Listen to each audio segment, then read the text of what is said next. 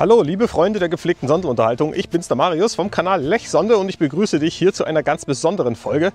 Und zwar spielen wir heute ein bisschen Detektiv. Und zwar habe ich Luftbilder gefunden von meiner Gegend, wo drauf zu sehen ist, wo ein Flugzeug abgestürzt ist. Das wird jetzt hier so eine kleine Reihe. Wir gehen zunächst heute und in den nächsten Folgen werden wir dort diese Absturzstelle besonders gut untersuchen. Dann habe ich noch Luftbilder gefunden von Schützengräben und von Flakstellungen. Also das wird richtig spannend. Wir machen hier mal so ein bisschen den Part Zweiter Weltkrieg auf und ich hoffe, euch interessiert es. Wenn ja, dann bleibt auf jeden Fall dran. Die genauen Infos zur Stelle bekommt ihr jetzt. Ab 1944 verstärkte die US Air Force ihre Angriffe auf bayerische Flugplätze. Flugplätze nahe Augsburg, dem Zentrum der Messerschmitt-Produktion, wurde ein Ziel. Am 18. März 1944 trafen amerikanische Bomber den Stützpunkt, um die Luftwaffe zu schwächen. Von nahen Flugplätzen stiegen Jagdflugzeuge wie die Me-262 auf, verwickelt in Luftkämpfe gegen die Alliierten. Ein Schauplatz des Krieges in der Luft. Insgesamt wurden im Bereich Augsburg ca. 100 Flugzeuge abgeschossen. 79 haben wir hier.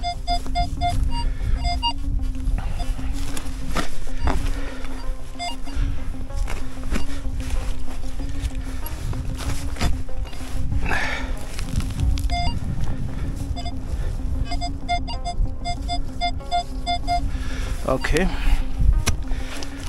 wir schauen mal.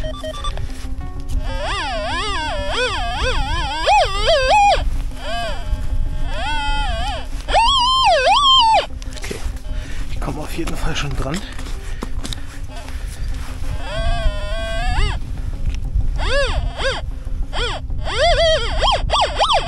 Oh, das ist eine Münze tatsächlich. Ist die aus der Zeit, wie wir sie brauchen? Da ist das was Neues. Jetzt haben wir 2 Pfennig, aber vor dem Dritten Reich, nämlich aus der Weimarer Republik, also noch nicht aus der Zeit, die wir hier suchen. Wir gucken mal weiter.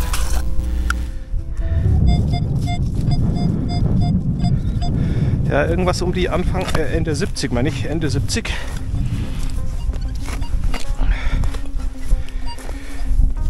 Hoffen wir einfach mal, dass da was hergeht.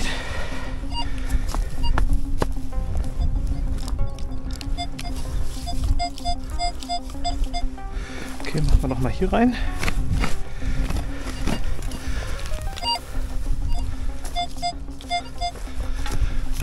Okay.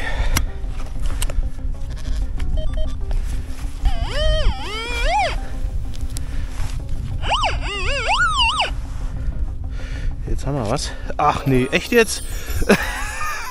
Leute, damit habe ich ja hier gar nicht gerechnet. Alter, guckt euch das an, das ist eine Fibel. Eine römische Fibel. Leute, ich wollte hier eigentlich Zweiter Weltkrieg. Und jetzt haben wir hier eine Fibel. Ich brech zusammen. Ja gut Leute, was soll ich sagen? Von dem Flugzeug ist das jetzt noch nicht, aber da beklage ich mich nicht. Immerhin haben wir hier eine römische Augenfibel. Ist ein wunderbares Teil, ist noch super in Schuss, außer die üblichen Teile fehlen natürlich. Hier haben wir das gute Stück aus der Nähe und zwar, es fehlt ganz einfach hier die Nadelrast. Die war natürlich da noch dran, ist weggegammelt, weil das nur ganz dünnes Material ist. Und hier vorne der Federmechanismus mit der Nadel fehlt natürlich auch. Aber sonst, Leute, schaut es euch an, ist super in Schuss und ich finde, das ist ein ganz tolles Stück. Hier vorne übrigens die beiden Augen und diese beiden Löcher sind das, warum die Fibel ihren Namen hat, die Augenfibel. Ja, von der Machart her ist es eine einfache Fibel, aber diese ist auch 1900 Jahre alt, weil diese wurde im 1. Jahrhundert nach Christus angefertigt und hatte dort eine große Verbreitung. Anfang 70er, ziemlich genau. Halben Meter neben dem Hundekackerhaufen. Nicht aufpassen, dass ich da nicht reinlaufe.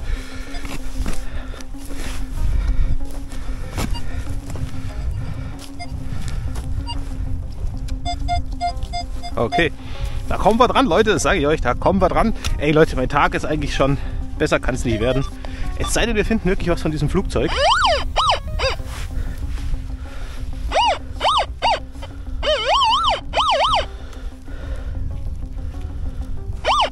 Oh, hier, Münze. Leute, das müsste ein Reichspfennig sein. vom Leitwert und von der Form und Farbe. Jo, Reichspfennig, auch noch vor der Zeit, die wir hier eigentlich finden wollen. Der ist von 1910. Naja, gar nicht so alt, aber coole Sache. Immer wieder. So Leute, das ist hier jetzt ganz heißes Signal, 89. Das ist... Mit 89 findet man öfter Sachen mit militärischem Kontext. Zum Beispiel Führungsringe. Wir haben es tatsächlich auch schon raus.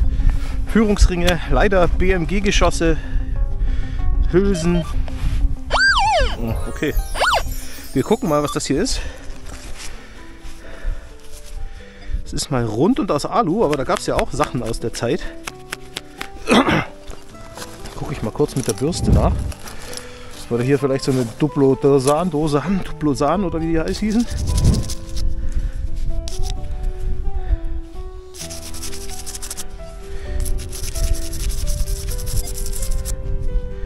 Ne, da steht nichts drauf. Andere Seite auch nicht. Okay, und dann haben wir nur Müll. So, jetzt haben wir hier mal ein 62er.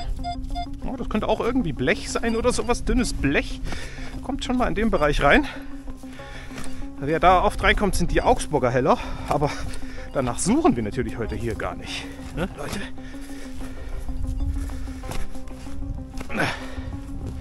Komm schon. Oh, zack, raus damit. Okay, wir haben es.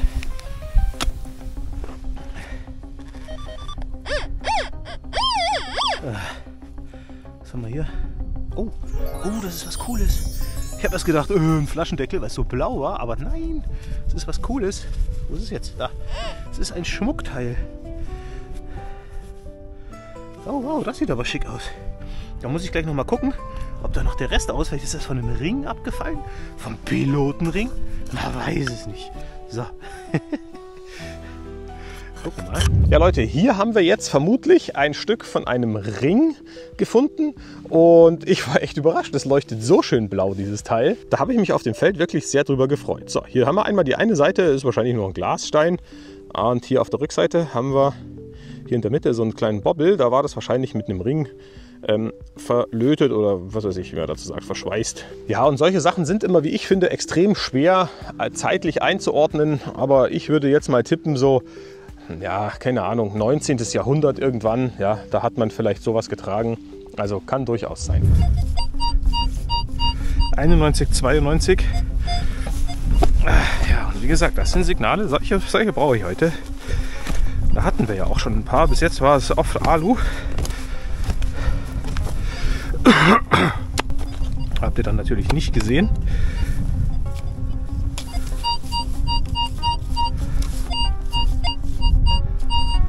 Okay.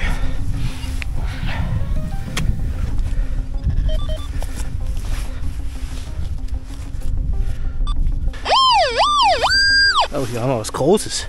Leute, das ist irgendwas. So Leute, jetzt passt mal auf. Ich glaube, das ist was aus der Zeit.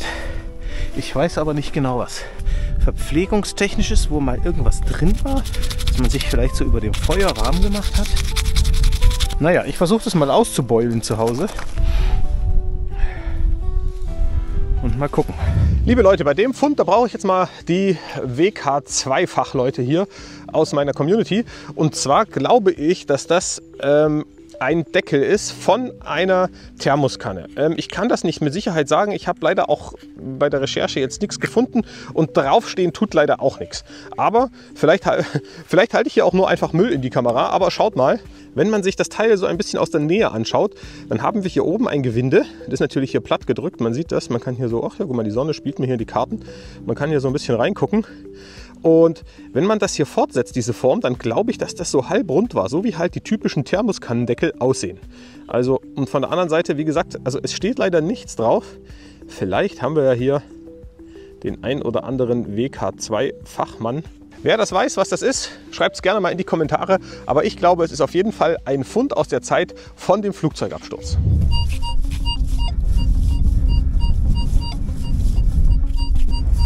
So Leute, hier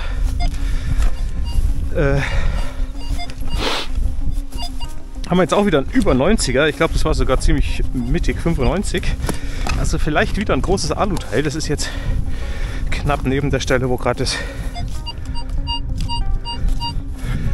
eine Aluteil war. Wenn das wieder so tief ist, dann müssen wir noch ein bisschen schachten. Leute, ich gucke erstmal, ob der Pinpointer überhaupt schon was finden kann. Tatsächlich.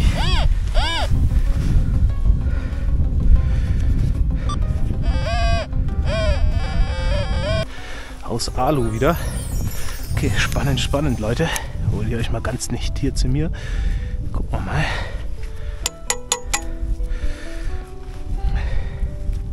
Boah, Alter, das ist auch richtig fest. Das ist richtig massiv. Ich hoffe ja immer, dass ich irgendwo mal was finde, wo was draufsteht. Und dass wir dann irgendwas haben, was wirklich sagt, jawohl, wir sind hier genau an der richtigen Stelle. Hier sehe ich jetzt auch keine Schrift. Ja, das mache ich aber zu Hause auch mal sauber. Oh doch, hier. Oh doch, da ist Schrift. Oh, geil. Da steht irgendwas drauf, Leute. Ich kann es nur noch nicht erkennen. Wie geil ist denn das? Das könnte also hier ein Teil von dem Flugzeug sein, weil wir sind hier echt ganz in der Nähe. Krass. Ja, liebe Leute, ich bin echt begeistert. Wir haben tatsächlich etwas gefunden, was wirklich von dem Flugzeug stammen könnte. Und zwar dieses unscheinbare Aluteil. Ja, es ist halt Alu, hat ein super Signal gemacht. Und hier drauf ist eine Schrift eingraviert. Ich konnte das auf dem Feld schon so grob erkennen, aber erst im Nachhinein konnte ich richtig lesen, was da stand. So sieht das ganze Teil aus der Nähe aus. Und wenn man hier nah hingeht, dann kann man hier GEGV erkennen. Und das heißt Gebrüder Vogthaus in Velbert. Also Velbert ist eine Ortschaft und Gebrüder Vogthaus, das war eine Metallwarenfabrik, die in den 1930er Jahren schon existiert. Ich habe da nämlich eine Zeitung mit Werbung auch gefunden. Ich blende das mal hier drüben ein. Und in dieser Werbeanzeige wird natürlich für Fahrräder geworben. Und vielleicht haben die sich ja, bevor sie Flugzeuge gebaut haben oder Teile von Flugzeugen, ja, auf Fahrräder spezialisiert. Also, dass das hier von dem Flugzeug stammt, ist sehr wahrscheinlich. Und das finde ich halt mal richtig cool, dass wir hier noch was gefunden haben nach so langer Zeit. 71, 72. Also hier kommen jetzt echt im halben Meter Takt kommen hier die Signale. Das ist echt gut.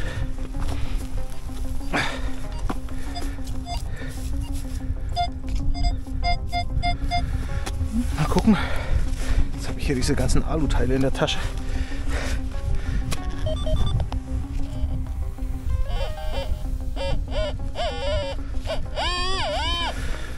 Okay, machen wir noch mal rein hier.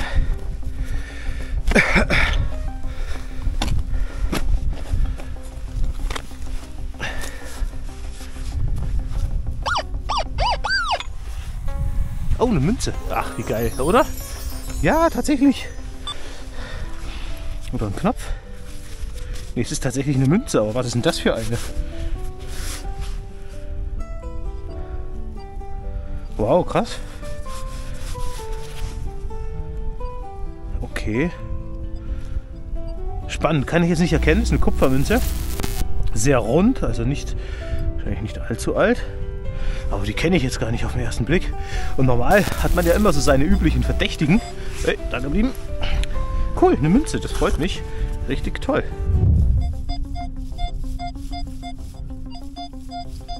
...82er, Leute. Und ich glaube, ich muss gleich mal auf die Karte gucken. Wir müssten jetzt ziemlich genau an dieser Absturzstelle sein. Also es sind vielleicht jetzt noch 20 Meter oder 15, keine Ahnung, deswegen muss ich kurz gucken.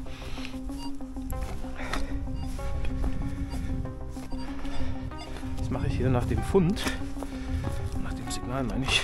Na komm schon.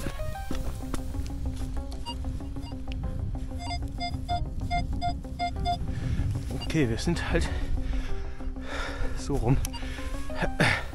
Da, wir sind auf jeden Fall schon gut dran.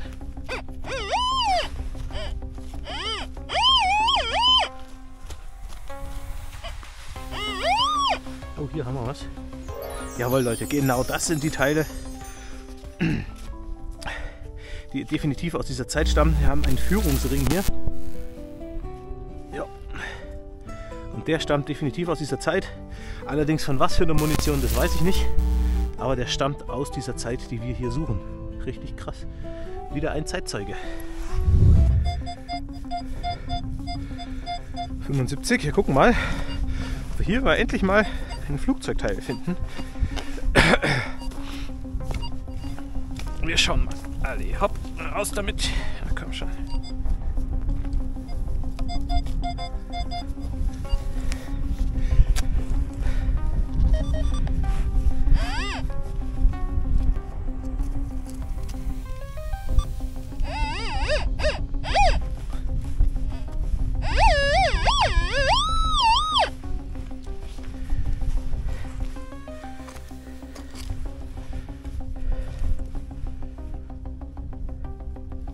Hä?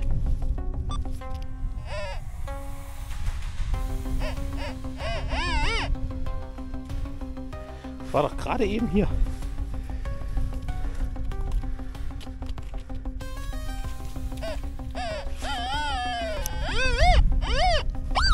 Ah, hier habe ich schon rausgezwirbelt. Oh, was haben wir hier? Was glänzt mich denn hier an? Ist das ein Ring? Also Leute, diese Wiese hier, die ist ja ein Knaller. Das ist ein Modeschmuckring, aber es ist ein Ring. Guckt euch das an. Ein Ring. Ich finde hier lauter Sachen, die ich gar nicht, wo ich gar nicht drauf abgesehen habe, Leute. Ah, herrlich, herrlich, herrlich. Nächstes Signal mit 88. Also auch ziemlich hoch.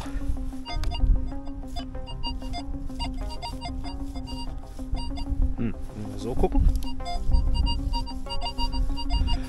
Okay, es kommt jetzt schon mit einem Doppelton rein. Das heißt, ich habe es wahrscheinlich schon irgendwo hier in Richtung Oberfläche befördert.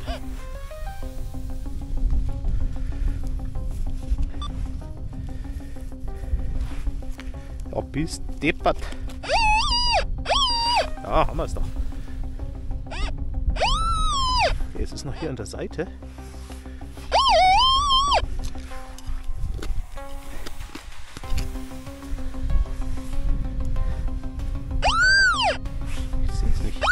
Oh, hier.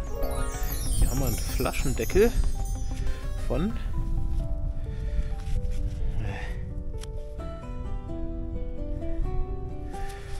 Moment.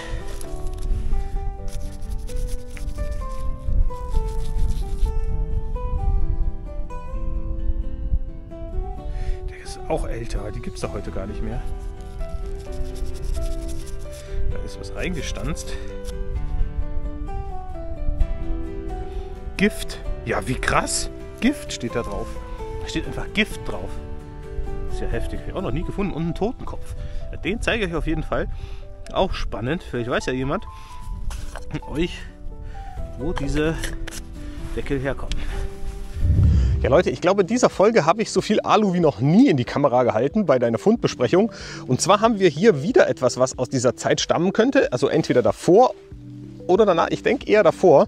Da müsstet ihr mir auch mal ein bisschen auf die Sprünge helfen, finde ich voll interessant. Wir haben hier einen Aludeckel, okay, das an sich ist noch nicht interessant, aber was da drauf steht, das finde ich interessant. Ja, du kannst es hier sehen, hier steht Gift drauf, hier im unteren Teil mit einem Ausrufezeichen und oben drüber ist ganz klar zu erkennen ein Totenkopf, also hochspannend das Teil.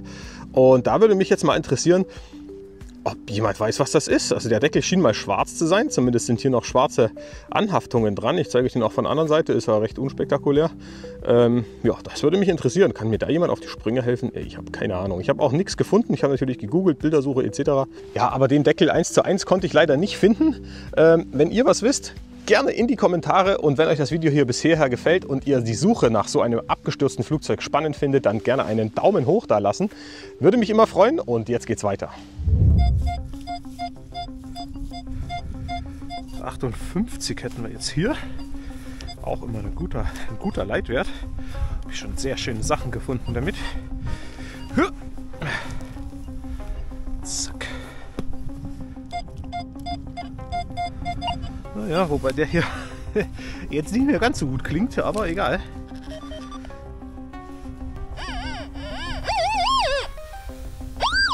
Oh, hier. Was haben wir hier entdeckt? Ein Schlagröhrchen. Ja, Schlagröhrchen wurden früher verwendet, um Kanonen anzuzünden, so dass man das nicht alles einzeln einfüllen musste. Ich zeige euch das. So Leute, hier haben wir ein 76er Signal. Ich bin echt gespannt, wir sind jetzt zwar schon wieder ein Stückchen weiter weg, aber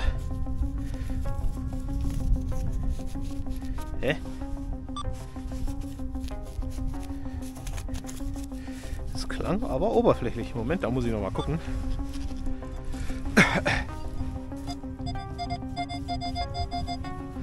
Machen wir mal einen Piekser rein.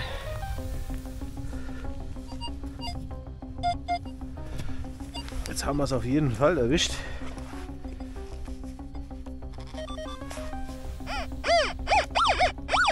Oh, hier, Münze. Jawohl. Endlich mal wieder. Und die ist auch genau aus der Zeit. Jawohl. Das ist Drittes Reich. 1940. Keine Ahnung. 1 Pfennig. Passt auf jeden Fall hier dazu. Sehr gut. Ein schönes 57, 58er Signal hier. Das könnte doch was Schönes werden.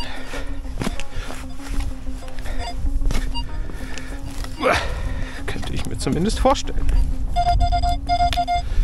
Wobei, wenn das so nah oben liegt, wir gucken mal.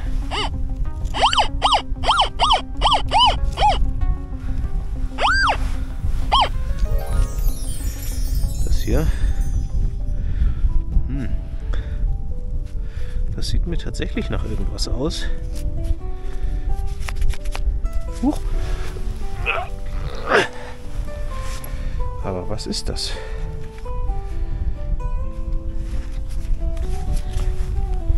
Naja, das muss ich mir zu Hause mal angucken. Wenn es was ist, dann zeige ich es euch. Ja, hier haben wir jetzt noch ein Teil in der Hand. Da wusste ich am Anfang nicht so recht, was es sein soll, aber bei genauerer Betrachtung bin ich dann doch drauf gekommen. Wenn man es jetzt hier von dieser Seite betrachtet, hat man hier 2 Löcher. Auf der anderen Seite auch. Und hier in der Mitte ist es so krumm gebogen. Und deswegen würde ich fast sagen, dass es mal eine Riemenzunge war. Also hier irgendwie kam dann das Leder rein. Mein Finger hat jetzt das Leder. Natürlich ein bisschen dicker. Und dann wurde das hier zusammengenietet. So zack. Und dann war das der Anfang von einem Gürtel vielleicht. Ja, könnte doch sein, oder? Also das ist auch ein richtig cooler Fund. Falls ihr wissen solltet, aus welcher Zeit der stammt, dann schreibt es mir auch wieder gerne in die Kommentare. Ich weiß, heute ist so die, ihr dürft alle mal mitraten, was es ist, Folge. Aber ich habe halt nichts rausgefunden. Deswegen bitte ich euch um die Mithilfe. Leute, da war doch wieder einiges richtig Spannendes dabei. Und schreibt mir gerne mal deinen besten Fund in die Kommentare. War es die Fibel oder das Teil vom Flugzeug oder was auch immer wir gefunden haben.